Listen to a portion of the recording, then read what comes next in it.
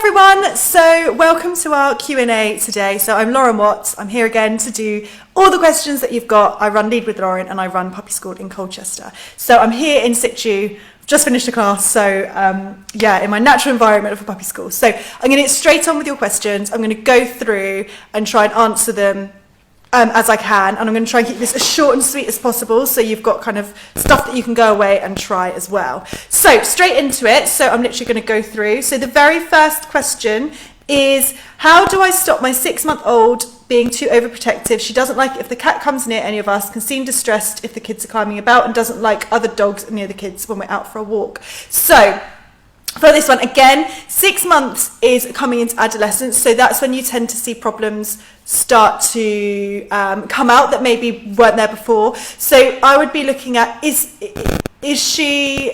I would be managing it when the children are wanting to do things. So when the children are wanting to jump around and climb all over you, it is difficult when you've got a dog that either gets really excited or gets a bit stressed out by it. So in that case, I would teach her to go somewhere safe. So I'd maybe give her a safe space. It might be a crate, it might be a playpen, it might be behind a baby gate, and give her something to do. So give her a Kong or something, or a chew to chew on, so she can go over there, she can relax. You can give all of your attention to the children, and then she doesn't have to worry about getting stressed out or over aroused or overstimulated by all the excitement that's going on. So that's what I would do at home.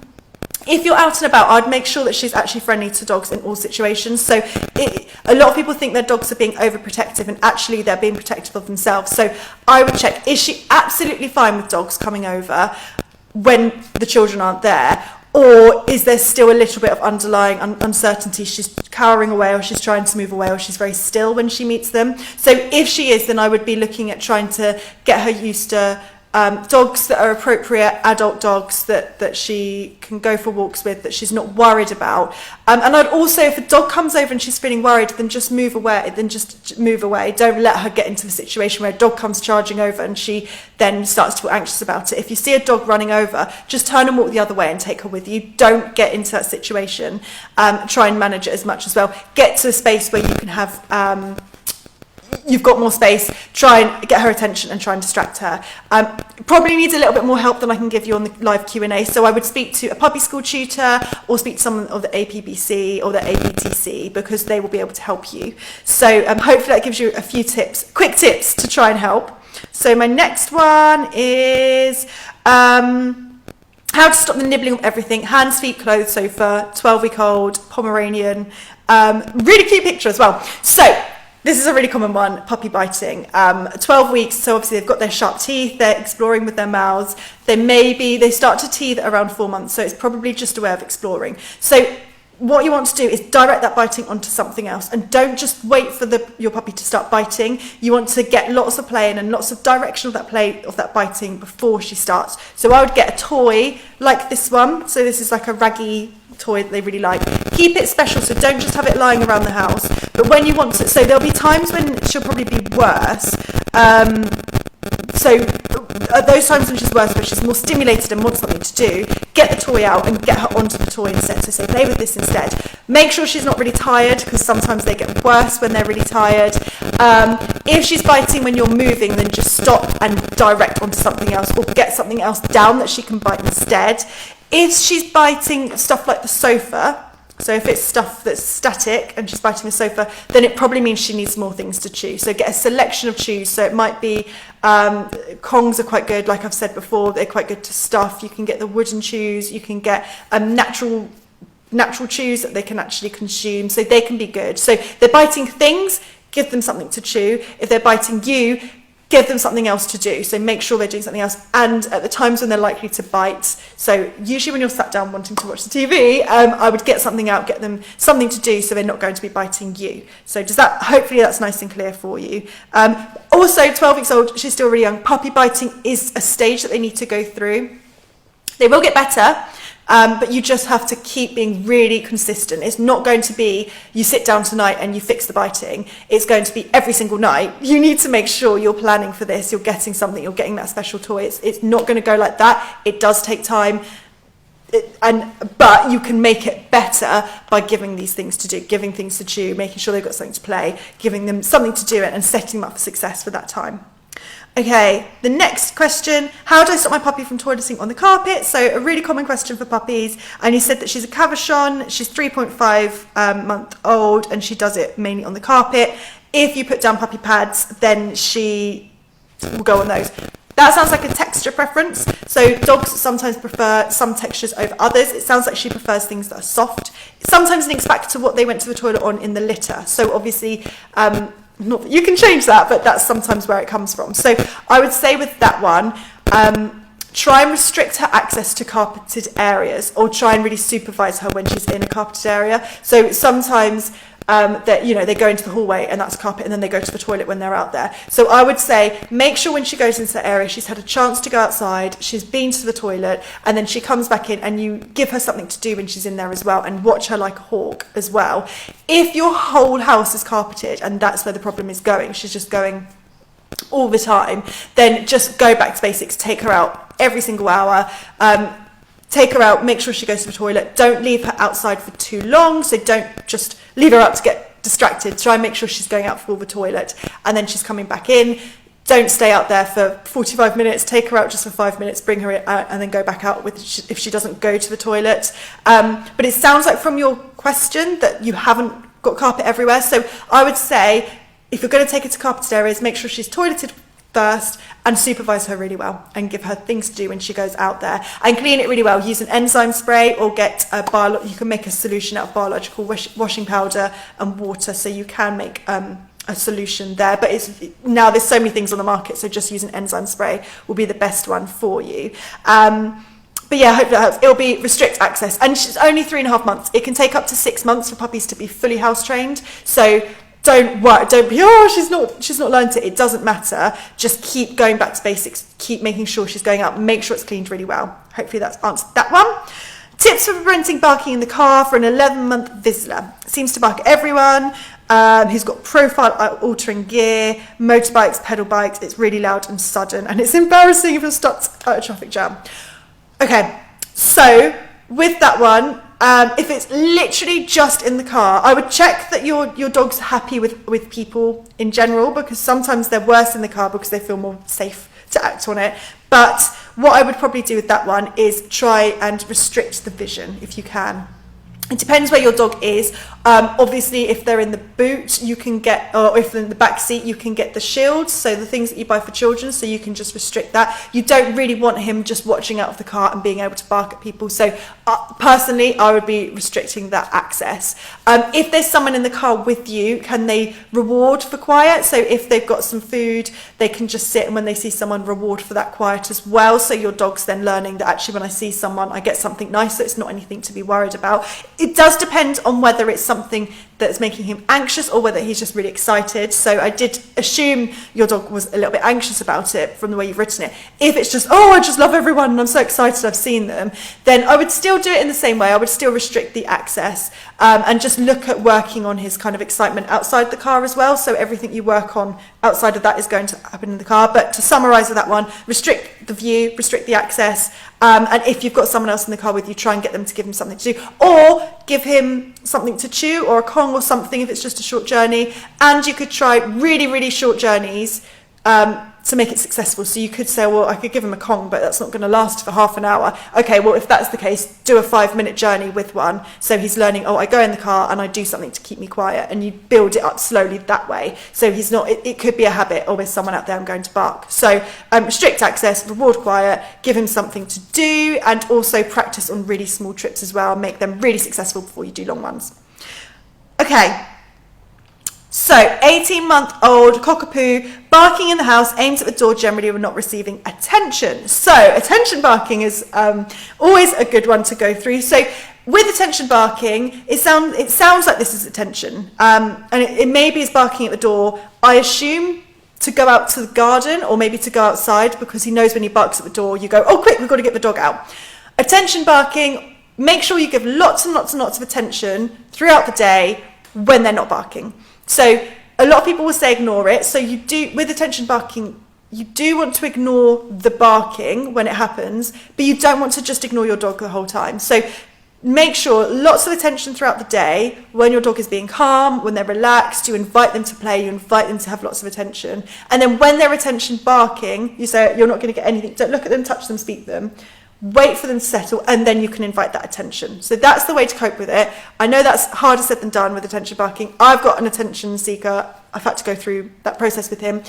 Again, linking back to previously, if it's at a certain point in the day, or if it's when you do a certain activity, you sit down, you want to relax, and your dog's barking for attention, get something for them to do. So say, okay, right, at that time, I'm going to give him a puzzle toy, I'm going to give him a cardboard box of treats hidden in it, I'm going to give him, I go back to a chew, but a chew is always handy. I'm going to give them something to do. I'll take him out for a walk at that time. Something that's going to interrupt that pattern of behaviour that keeps happening.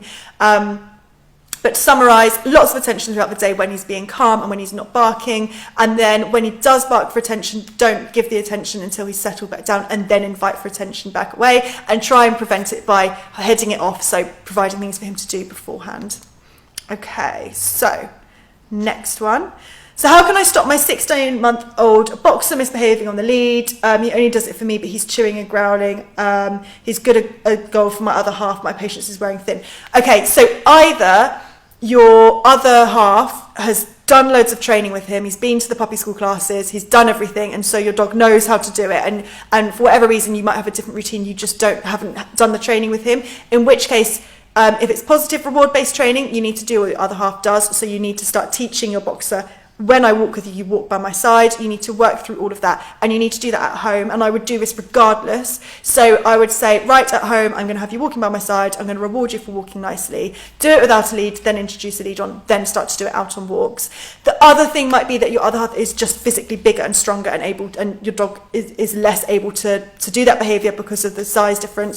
So if that's the case, and even if it is the case, you need to look at your equipment you're using. So what are you walking your dog on? Is it just a collar and lead? In which case you can look at using a front attaching harness. If it's a front attaching harness, you could look at a head collar, but making sure when you're using these things that they're happy with these things going on.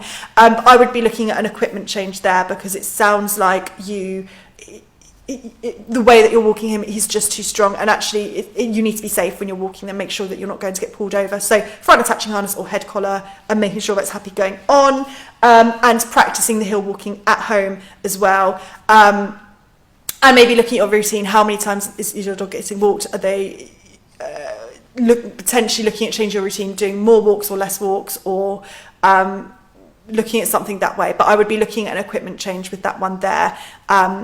And definitely making sure you're able to get control over them, and maybe walking with the other half and practicing. But there's lots of things you can do, but I would start with equipment change first. Okay, so next one, 5-month-old border collie jumping on the tops and begging for food. Oh, that one. So that one has been covered in the last Q&A. Just to mention with this one, so you said he waits patiently and after a minute he jumps up again. If you're trying to reinforce your dog for not jumping up at the sides, you need to reinforce calm. So you don't want to reinforce your dog going, I'm staring at you, where's the food? Because then they're just going to start doing it again. You want it to be your dog sat and they relax, and then you say, okay, here's a bit of food. And they go, oh, okay, that happened for me being relaxed. I'll relax a bit more. Here's a bit of food. You don't want to be rewarding them for staring at you, and you don't want to be rewarding them for waiting really excitedly. You're trying to reward relaxation. So for that one, go and watch the last Q&A, because that's got a little bit of what to do.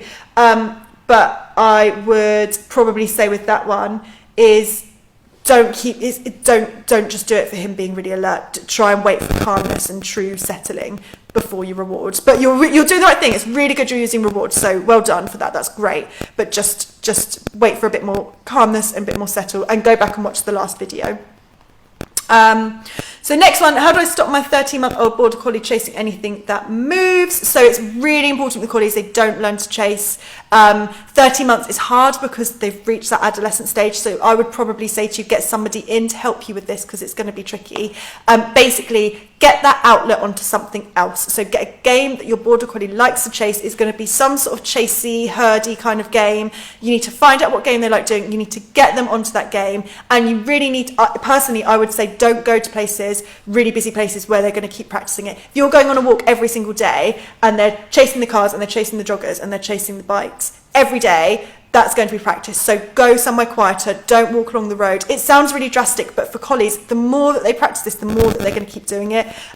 So it's going to take some hard work, but do it now, because if they carry on doing it, he will just do it for the rest of his life. So you're going to try and, so to summarise, avoid as much as you can. I know that's really difficult, but try, get someone in to help you, because you need to find an outlet for your collie that you can get them doing instead of getting that outlet there. So loads of games. Go home, literally get a toy and see, do they like playing chase games? Do they like to play fetch? What do they like doing? What's going to get them more focused and channel that behaviour, that instead of the cars and the lorries and whatever they're chasing as well. And it goes without saying, a lead or a long line, don't let them off the lead just to chase, because that's just going to be really teach them that behaviour. So a long line, or go to somewhere enclosed, or if you don't know how to use a long line, I just think get someone in to help you.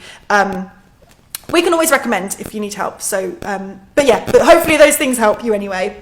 How do I stop my 6-month-old pup barking at everyone who comes into the house? So I think that was the same person. Sorry, bear with me.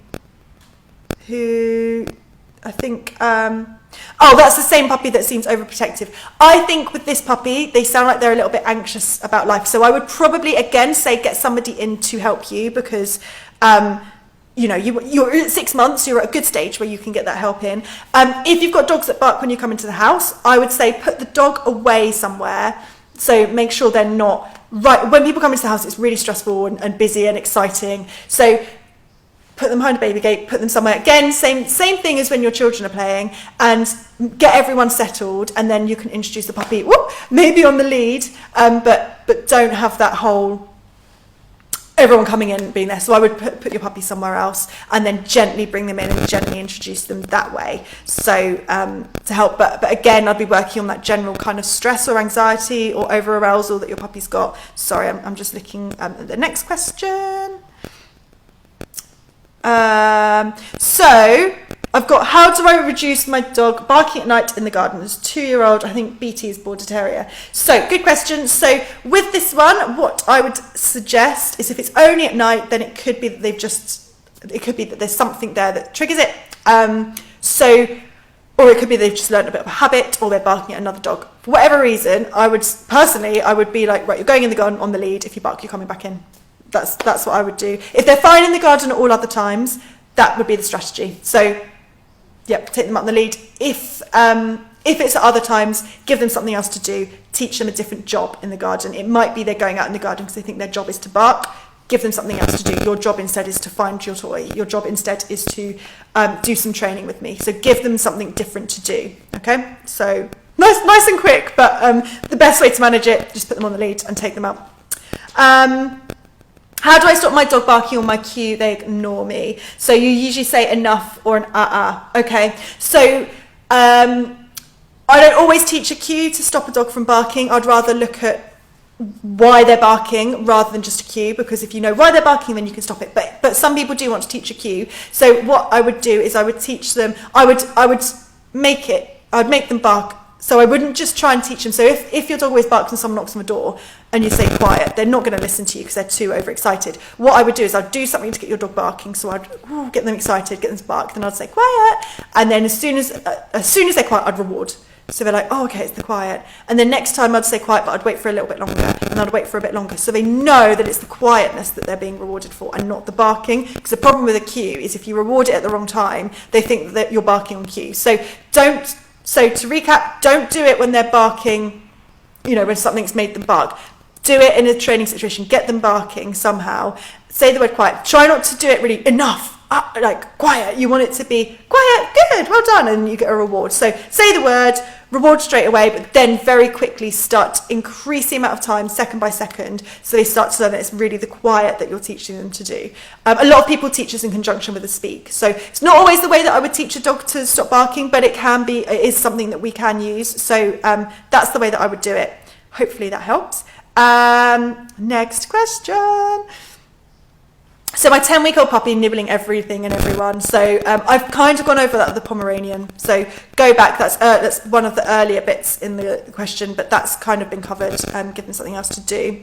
And how do I stop my 6-month-old puppy pulling on the lead? So that's really good. So 6 months is a good age is when they start to get bigger and stronger. So again, look at your equipment. What are you using? Can you use a front attaching harness? Is that going to help? Can you use a double-ended lead to manage it? But I would also say teach them the position at home. So if you've been to puppy school or if you've been to a class, you would have been taught how to teach your dog to walk to heel. So practice that over and over. The more you practice something, the more your dog will do it. So you want to practice that over and over and over again, and then they'll start to get it and they'll be more likely to represent it outside. And what you also want to do is take something out. So food, something really high value that they'll work for, and then practice it when you're out and about. That's what I would say with that one, to quickly answer your question. So I know I've rattled through those. It's still been 20 minutes. I've rattled through them. I've hopefully given everyone at least one tip that you can take away with it.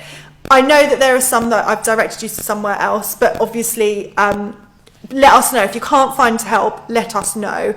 Contact us. We can always direct you to the nearest tutor or to someone that's going to be able to help you.